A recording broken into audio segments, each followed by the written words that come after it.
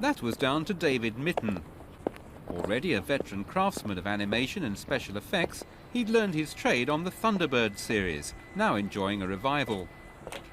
The idea of drawing the engines was rejected.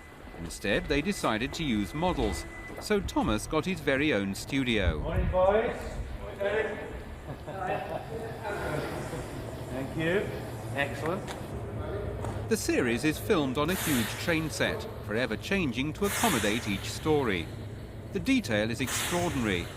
With the enthusiasm of those one suspects would be playing trains anyway, Mitton and his team have built a fantasy world beloved by children everywhere. Everything comes in two sizes.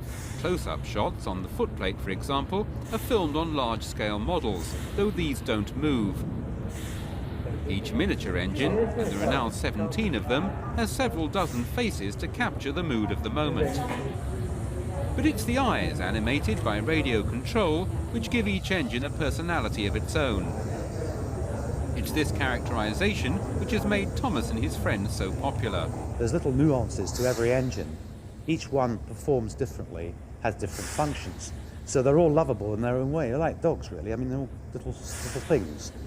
Once you get hold of them and you don't really insult them, that's the thing. They hate being insulted. And they won't work, you know, if you insult them. Have any of the engines given you particular problems? Well, I get a bit of lip from one or two of them, you know. Gordon's a little bit reluctant to turn out in the morning. He's a good engine in the afternoon. Whereas Percy and Thomas love the morning. Yeah, they're very good in the morning.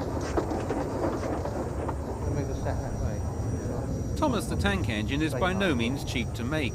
Each 5-minute episode takes a week to film and costs £50,000, more than $1 million for a series. So overseas sales are essential.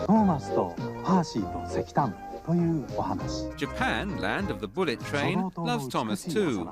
And so do the Americans, though they wanted some changes. The Fat Controller, the word fat in America is considered, well, it's like you don't refer to people's size as such. And so he is called by, of course, what is his true other name, which is Sir Topham Hatt and Lady Hatt.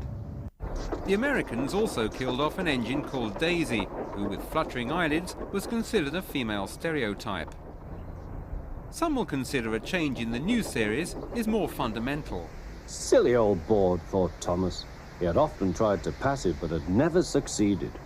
With Ringo Starr unavailable, Liverpudlian actor Michael Angelis takes over as narrator. Now for my plan, thought Thomas.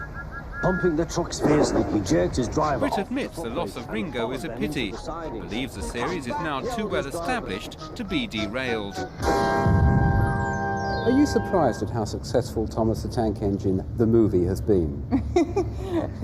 Well, if I said no, I think it would be true, because I don't think I'd have ever gone into this if I'd thought that there was too much of a risk. I mean, it was a gut instinct. I think what perhaps not surprises me, but really you could say pleases me, is the extent to which Thomas appeals to children everywhere in the world. Which is surprising when you consider that most of his young fans have never seen a working steam engine.